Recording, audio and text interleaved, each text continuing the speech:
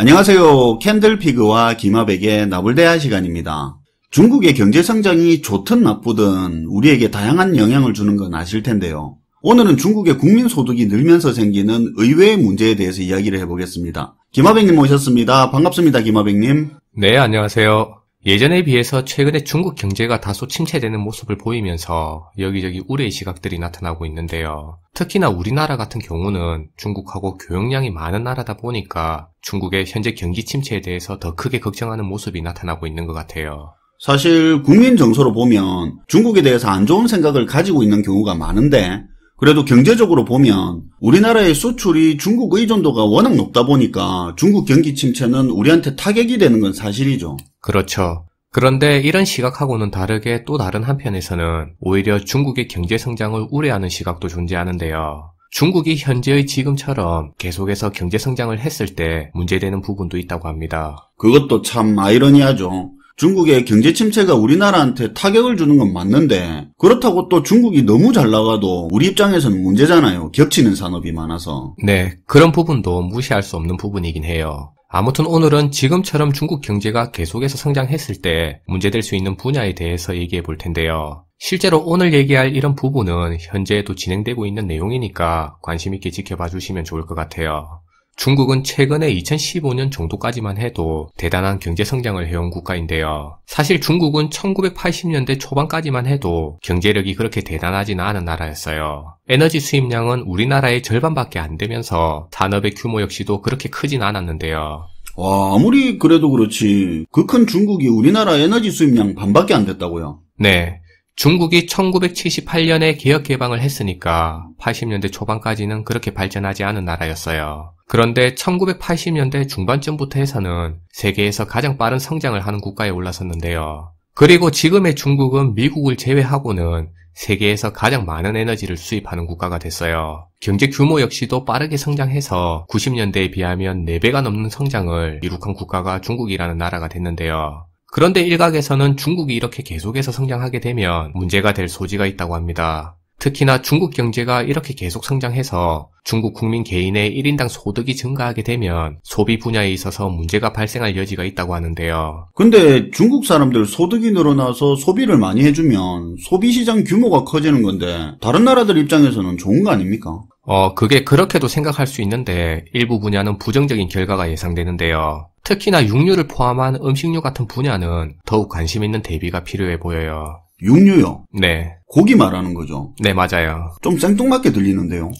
그러니까 중국 국민의 개인 1인당 소득이 증가함에 따라서 현재 중국에서는 육류 전반에 걸쳐서 소비량이 증가하고 있는 상황인데요. 특히 육류 중에서도 현재는 돼지고기가 중국에서 가장 즐겨 먹으면서 소비가 늘어나고 있다고 해요. 중국 사람 돼지고기 많이 먹는 거는 유명하죠. 우리 돼지고기 먹는 거 먹는 축에도 못 낀다고 하더라고요. 네. 중국은 현재 세계에서 최대의 돼지고기 생산국이면서 세계 최대의 돼지고기 소비국인 나라인데요. 최대 생산국인데 마트에서 중국 돼지고기 본 적이 없는 것 같은데요. 네, 맞아요. 중국은 자국 내에서 생산되는 돼지고기의 대부분을 자국 내에서 자체적으로 소비하고 있는데요. 전 세계 돼지고기 생산량의 절반가량을 중국이 소비하고 있는 상황이다 보니까 자국 내에서 생산되는 부분을 제외하고도 해외의 수입에 의존하고 있을 정도예요. 그리고 일반적으로 사람들은 소득이 증가함에 따라서 육류의 소비가 늘어나게 되는데요. 중국 내에서도 기존의 돼지고기의 소비가 상대적으로 적었던 저소득층들이 향후에는 중국 경제의 성장과 함께 소득이 증가하게 되면서 돼지고기 소비를 더욱 늘릴 수 있을 전망이에요. 그러니까 중국 사람들이 소득이 증가하면서 일주일에 돼지고기 한 번 먹던 사람이 2번 먹고 2번 먹던 사람이 3번 먹고 그런 식으로 소비가 늘어난다는 건데 근데 중국의 돼지고기 소비 폭증이 우리나라한테는 왜 문제라는 겁니까? 향후에 중국 내에서의 육류 소비가 대폭 증가하게 되면서 세계적으로 육류 식품 공급의 부족 문제로 연결될 수 있다는 점인데요. 그런데 이게 어떤 관점에서 보면 식량 공급의 부족 문제하고 그렇게 연결될 수 있는 시발점이 될 수 있어요. 근데 이게 주제에서는 좀 벗어난 질문인 것 같긴 한데요. 솔직히 식량 부족 문제가 앞으로 문제라고 많이 듣기는 했는데 딱히 다가오지 않는 주제인 것 같은데요. 까놓고 말해서 우리나라가 뭐 아프리카 같은 그런 나라도 아니고 요새 음식 남아서 버리는 판국에 식량 부족이라는 말이 솔직히 안 다가오는 것 같습니다. 이걸 그냥 식량 공급이 부족해진다고 하면 단순하게 먹을 게 없어서 굶는다고 생각하는 경우가 있는데요. 이 문제를 그렇게 단순하게 접근하기보다는 물가의 관점에서 접근할 필요가 있어 보여요. 예를 들어 현재 돼지고기를 소비하기 위해서 지불해야 되는 비용이 나중에 돼지고기 공급이 부족해지면 굶는다는 말이 아니라 현재보다 더 큰 비용을 지불해야 소비가 가능해진다는 의미인데요. 그런 관점에서 본다면 향후에 우리 소득 대비 식품 소비가 차지하는 비중 역시도 충분히 증가할 수 있다는 말이에요. 그리고 돼지고기나 소고기 같이 육류 같은 경우는 공산품하고는 달라서 수요가 많다고 해서 무작정 공급을 맞춰줄 수가 없는 상품인데요. 정리해서 얘기하면 식량 부족이라는 말을 먹을 게 없어진다는 개념으로 받아들이기보다는 식품의 물가가 인상될 수 있다는 그런 관점에서 지켜봐 주시면 될 것 같다는 생각이에요. 식량 부족 문제를 우리 입장에서는 그런 개념으로 봐야 되는 거네요. 굶는다는 게 아니고 식품 물가가 오르고 그것 때문에 지출해서 음식에 대한 소비 비중이 커진다는 걸로 봐야 된다 그거네요. 네. 우리는 그런 관점에서 접근하는 게 좋은 시각이 아닌가 하는 생각이에요. 식량 부족 문제를 단순히 굶는 걸로 생각해버리니까 심각성을 못 느꼈던 것 같네요. 어쨌든 육류 부족 문제로 다시 돌아가서 그런데 중국이 돼지고기 소비가 엄청 늘어서 돼지고기 가격이 계속해서 높아지게 되면 대신 딴 고기 먹으면 안 되는가요? 그게 그렇게 단순하게 생각할 문제가 아닌데요. 예를 들어 돼지고기 물가가 오르면 대체할 수 있는 다른 고기 쪽으로 수요가 몰려서 결국에는 대체 역할을 할 수 있는 다른 고기의 물가 역시도 올라갈 수 있어요. 그렇죠. 돼지고기 먹던 사람 닭고기 먹어야 되고 그러면 또 닭고기 수요가 느니까. 그렇죠. 그러면 반대로 소고기는요. 돼지고기 가격이 오르면서 닭고기 물가도 같이 오르는 건 알겠는데 소고기는 그런 게 아니니까 가격이 계속 오르는 건 아니지 않습니까? 그런데 만약에 중국 경제가 지금처럼 계속해서 성장해서 중국 국민들의 개인 생활 수준이 더욱 높아지게 되면 돼지고기에 이어 소고기의 소비량도 급격히 증가할 수 있을 전망인데요. 그럼 이렇게 봐야 되겠네요. 중국 국민 소득이 늘면서 저소득층까지 돼지고기 소비 횟수가 계속 증가하고 있고 소고기는 소고기대로 또 중국에서 소비가 계속 늘고 있네요. 네. 그리고 중국인들의 현재 돼지고기의 입맛에서 소고기의 입맛으로 바뀌게 되면 전 세계에 소고기도 부족해지는 현상이 일어날 수 있는데요. 현재 중국에서 소고기를 소비하고 있는 증가율은 대략 5%를 넘는 수준을 유지하고 있으니까 이 수준이 향후 10년 이후에도 계속해서 유지되게 된다면 10년 후에 중국인들은 대략 6천만 톤 가량의 소고기를 소비할 수 있는 상황이에요. 그런데 현재 전 세계에서 생산되는 소고기의 생산량은 대략 6,700만 톤 가량을 생산하고 있는데요. 그러니까 소고기의 생산량은 현재와 비슷한 수준으로 유지되면서 소비량이 지금처럼 중국에서만 늘어난다고 가정해도 전 세계 소고기의 대부분이 중국에서 소비될 수 있는 상황인 거죠. 그리고 현재 이미 중국 사람들의 입맛은 중국의 경제 성장과 함께 개인 가정의 소득이 증가함에 따라서 소득이 높은 계층을 중심으로 소고기를 선호하는 경향으로 바뀌고 있는데요. 중국 내에서의 소고기 수요와 공급에 있어서도 이미 수요가 공급을 앞지르고 있는 상황이라서 2018년을 기준으로 한 중국 내에서의 소고기 가격은 1980년대 대비 30배가 넘게 올라가 있는 상황이라고 합니다. 물론 중국 내에서의 돼지고기 소비량이 현재에는 소고기보다 더 많이 증가하고 있는 상황인 건 맞지만 향후에는 소고기의 소비량도 만만치 않게 증가할 전망으로 알려져 있어요. 이게 중국의 육류 소비 증가가 전 세계적인 육류 가격 인상으로 이어지는 흐름이네요. 네.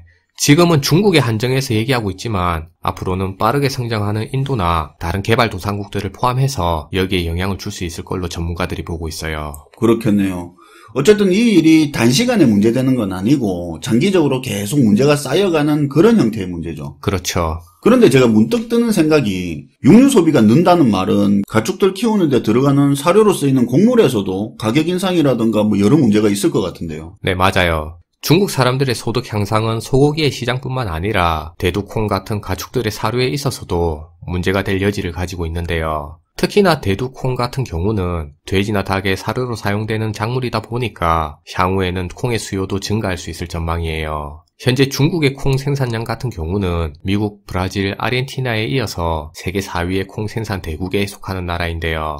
그런데 2000년대 이후에는 중국이 콩 수입량을 계속해서 늘려서 현재에는 중국이 콩을 생산하는 양보다 수입을 더 많이 하고 있는 상황입니다. 그래서 가축의 사료로 사용되는 옥수수나 콩 같은 그런 작물은 국제 가격보다 중국 국내에서 판매되는 가격이 조금 더 비싸게 거래되고 있는 상황인데요. 더욱이 콩, 대두는 벼농사만큼 물을 대량으로 소비하는 작물이라서 중국 내에서의 물 소비 문제도 늘어날 수 있어요. 결국에 중국의 경제 성장은 중국 내에서의 육류 소비를 늘려서 콩, 대두 같은 사료의 수요를 증가시킬 수 있다고 했는데요. 이런 사료 수요의 증가는 물의 소비를 늘려서 농업용수의 확보가 문제될 수 있는 상황이에요. 이게 육류 소비 증가에서 생기는 문제가 의외로 다른 데서 파생되는 문제가 많네요. 네.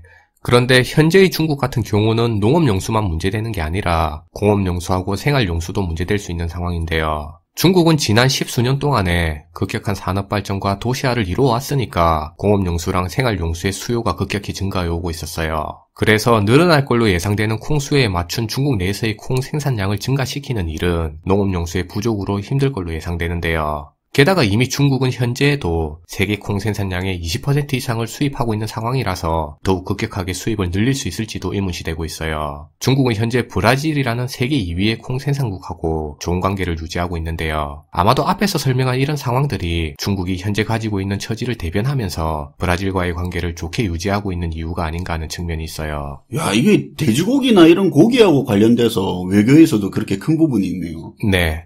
그리고 최근에 중국은 미국과의 1차 무역 합의를 동의하면서 미국산 농산물 수입을 대폭 늘리기로 했는데요. 미국과의 이런 결과 역시도 오늘 소개드린 중국 내에서의 여건이 배경이 돼서 무역 합의에 이르게 된 게 아닌가 하는 생각도 들었습니다. 그게 일부 작용했다는 거죠. 네. 사실 개인적으로 육류식품 부족 문제가 식량 부족 문제의 시발점이라는 생각도 안 해봤고 남의 일 같기도 해서 아예 관심이 없던 부분이었는데 이게 우리 장바구니 물가하고 직접적인 관련이 있다는 걸 듣고 좀 관심을 가져야 될 필요가 있다는 생각이 들었네요. 오늘도 잘 들었습니다, 김하백님. 네, 감사합니다. 참 아는 만큼 세상이 보이고 관심 가지는 만큼 알게 된다는 말이 오늘 주제로 한 번 더 느꼈습니다. 어떻게 보면 저희가 힘들어도 다양한 주제를 일부러 하는 이유도 그런 것 때문이 아닌가 하는 생각도 듭니다. 오늘도 시청해주셔서 감사하고요. 지금까지 김하백 캔들피그의 나불대화 시간이었습니다.